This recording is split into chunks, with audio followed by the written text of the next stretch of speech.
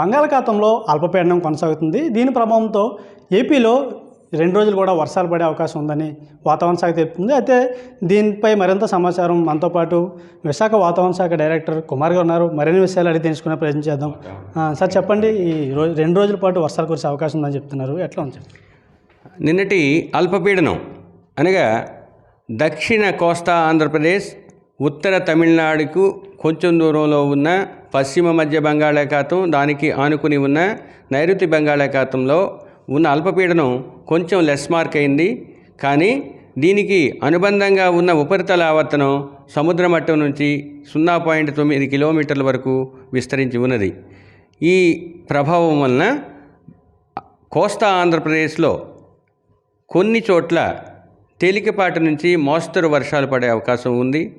దక్షిణ కోస్తా జిల్లాలైన బాపట్ల, ప్రకాశం, నెల్లూరు మరియు రాయలసీమ జిల్లాలైన తిరుపతి, చిత్తూరు జిల్లాల్లో 1-2 చోట్ల భారీ వర్షపాతం నమోదయ్యే అవకాశం ఉంది.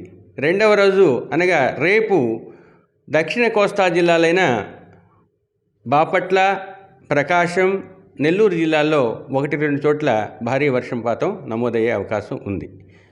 దీని ప్రభావం వల్ల అల్పపీడనానికి అనుబంధంగా ఉన్న ఉపరితల ఆవర్తన ప్రభావం వలన దక్షిణ కోస్తా జిల్లాలకు తీరం వెంబడి గంటకు 35 నుంచి 45 కిలోమీటర్ల వేగంతో గాలులు వీచే అవకాశం ఉంది. గరిష్టంగా 55 కిలోమీటర్ల వరకు వెళ్ళే అవకాశం ఉంది. తదనుగుణంగా మత్స్యకారులకు హెచ్చరికలు జారీ చేయడమైంది. ముఖ్యంగా పశ్చిమ మధ్య బంగాళాఖాతం మరియు నైరుతి బంగాళాఖాతంలో మత్స్యకారులు వేటకు వెళ్ళవద్దని హెచ్చరికలు చేయడం జరిగింది. గడిచిన 24 గంటల్లో నెల్లూరు జిల్లాలో 2-3 చోట్ల 6 సెంటీమీటర్ల వరకు వర్షపాతం నమోదైంది. అలాగే రాయలసీమ జిల్లాల్లో 7 సెంటీమీటర్ల రైన్ఫాల్ నమోదైంది. ప్రతి 2 రోజుల పాటు కూడా అధిక భారీ వర్షాలు కురిసే అవకాశం ఉందండి ఎక్కడైనా?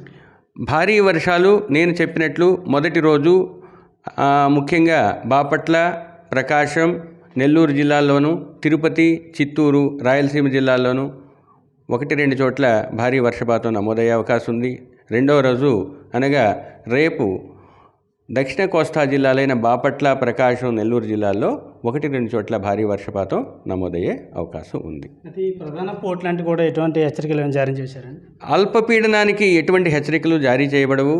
మిగతా అల్పపీడనం కన్నా ఎక్కువ తీవ్రత ఉన్న సిస్టమ్స్ అనగా డిప్రెషన్ అండ్ అబోవ్ ఉన్న వాటికి మాత్రమే పోర్టు హెచ్చరికలు జారీ చేయడం జరుగుతుంది. పోర్ట్ వార్నింగ్స్ ఇవ్వడం జరుగుతుంది. కాబట్టి వాటర్ ఏవులకు ఎటువంటి హెచ్చరికలు లేవు.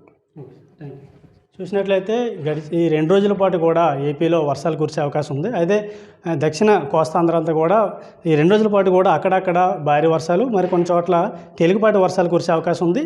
అదే మత్స్యకారులందరూ కూడా చేపల వేటకు వెళ్ళొద్దని ఇప్పటికే హెచ్చరికలు జారీ చేశారు. అయితే తీరం వెంబడి 35 నుండి 45 వరకు, అలాగే కొన్ని చోట్ల అయితే 55 వరకు కూడా వీచే అవకాశం ఉంది.